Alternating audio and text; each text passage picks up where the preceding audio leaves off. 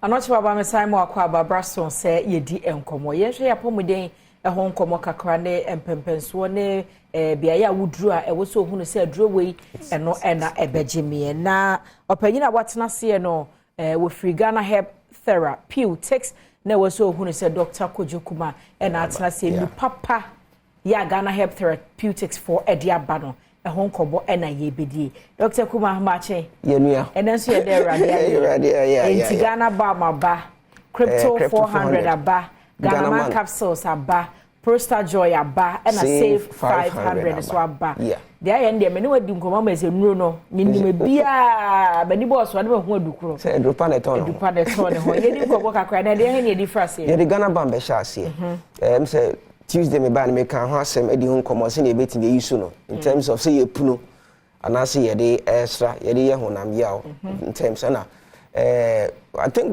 just within the week, we drew office. I think we had a very interesting call. And not a very one lecturer, Dr. B from UDS. Now, I was saying the wife, trying to be brave. It doesn't work, but I'm used to Ghana Bam. Now, it worked very perfectly. But one thing he also noticed about the issue is that now the wife, when they take as a pack. Say no embody muni na good muni na you need to nti as I say or apply bam on the connection tikwechi no say since she started no say mina as she full back. Oh wow. Yes. And ofre besides so dey twitwi ne kon dey ne kon achi aduru good and ofre besides nti enim say you do apart from say pain it has to me my efu and I say you extracting hair follicles but the thing is say Oba air and remember what I want to me and canning now. And season when she a season at Emba, Mutuni Etebupa because of the Hamilton. It's easy for your hairs to break. And you know what you cannot see, but yes, young air come on, mamma, say Ghana Bamono. Say, for pains. Oh, your bow per se, we mean a free year, or a free year, or bet me their frank to Kakra. Okay. Now, dear, we mean, we have somebody fast here. Yes. Whichever way you want to apply it. And I apply with Tinanka Moonsa, it's me. Ekum dandruff pa nti sanya mafita na fifi omutime tekum ni nyina apart from any infection nti no Ghana Bam no apart from honam ya or joint aches muscle aches senity bia no ebwa ma nwins etimi efuye pa nti mba no eye one key we area ye pese ye mo share no so na afen so no se ba no waster mbema de most of times no eye mo waste mbema waste and as ya ta etenase say we driver long distance driver we student obi to say what attendance all office workers motor attendance fa koncha na say ujina fa koncha say cameraman no be kofi na we chi tiko o de Ghana Bam fa kakra fe twi pa na ebe boa ye pa na afen so no once we apply Ghana Bam no there is this also thing about me I say we need den and the no usually me recommended my omo me ni odin and I do koda o de asawa cotton kakra fe ni so na wo de tia no I apply na as suppository ade be che no in fact we say na granted obi ni masesa o betia e se de but na me so de asawa be fa ni so kakra na de se de but ade be che no se sie no emu da ho emu ye clean emu ye se say your waist na flexibility anga say dem abim nti omo a se bi omo si say omo ya at the sense omo to me straighten omo ho no obobo de so metive the Ghana Bam na ebi etua na wo no na odi bi tua na you know what the only Ghana man capsules so say the aka ho eno no obenom ha nti ono le no so ebiebie moja nti no mo na ema moja den di efrusan na bema enhance with testosterone level na ema we nya hoden energy and vitality nti ono Ghana man capsules we apply Ghana but mo say obema yo no afi esine kwan so ano no nti 2 minutes there sa 20 seconds 10 seconds 30 seconds 2 minutes 1 minute no esine nyina ano kwan e de ema bema bema nti ban energy about vitality, about increased libido. The fan atenka, baby or some atenka form, or baby or some atenka form. Naturally, Bema, the number of more atenka form, stress, pressure, it drew Indiana woody, emotional status, thing not me affect testosterone. Even age, natural phenomenon may affect testosterone.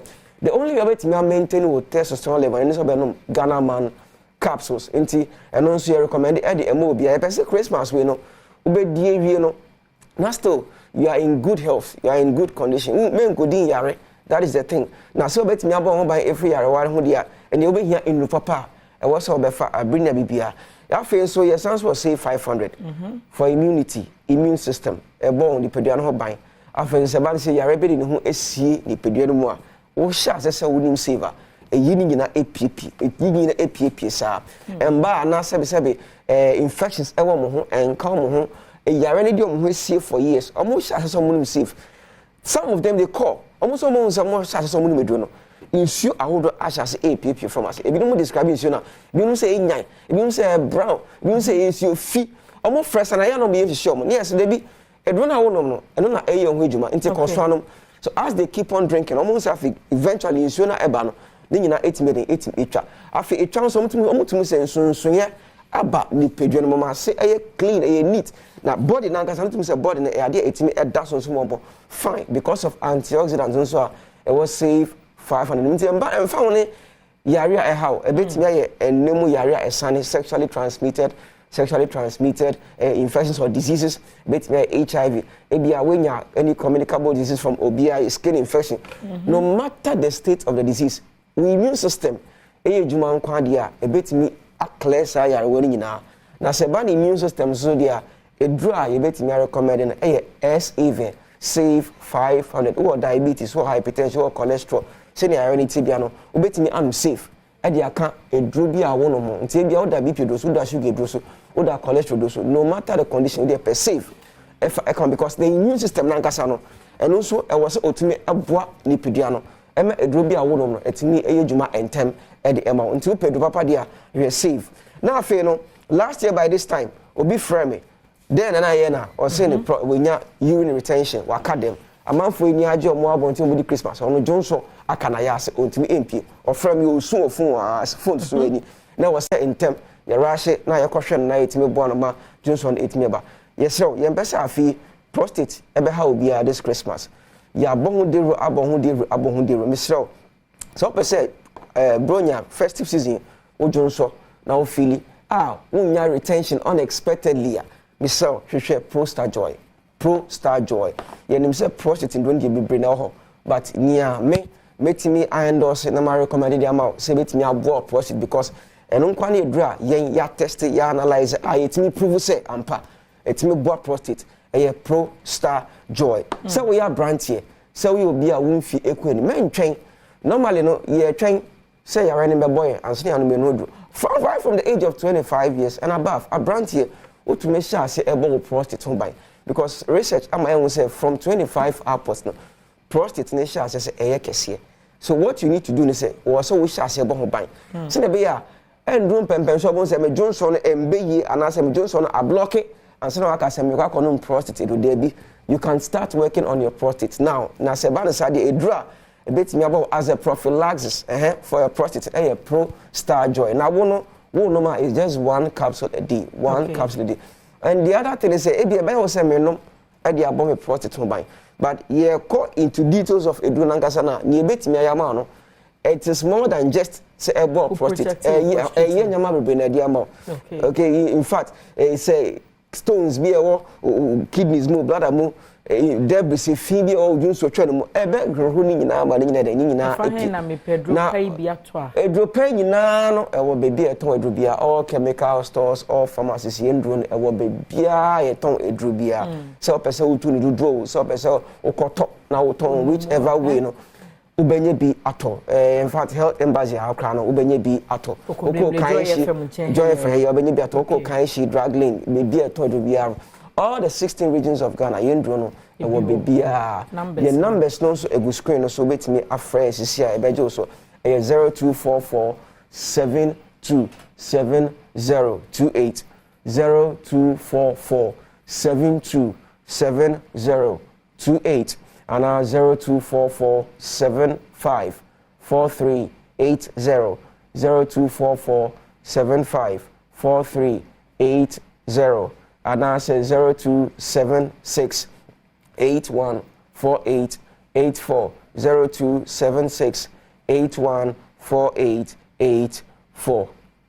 But your numbers. I said down me crypto 400 back. Malaria. Patroji and then so me we say 500. Yeah, they say the immune system me dey na person ba dey dey gina ye say me be me ho. Me sha me ho se kubu no. Abusu na say opagini a wodo na free Ganaherb Therapeutics by Dr. Kojo Kuba and wa betre nu papa wo mo wo dwaso ya opebi na wonnom a ebe ma wa pomodin enu bi bia egina bra na Mr. Obronyan bo immune system ho ban ti nom omunu papa ni bi enkanka save 500 no never boost your immune system sabi ya de bi ebeyi ti bi one no ebedi asie na enche na medam me ho aba na mamenkai wo sanwumakuo bi ne kura me mu ama matenase am de sa nkomotwetwe ma wo na wo de ye na ye ho mratel ye ba nkomotwetwe no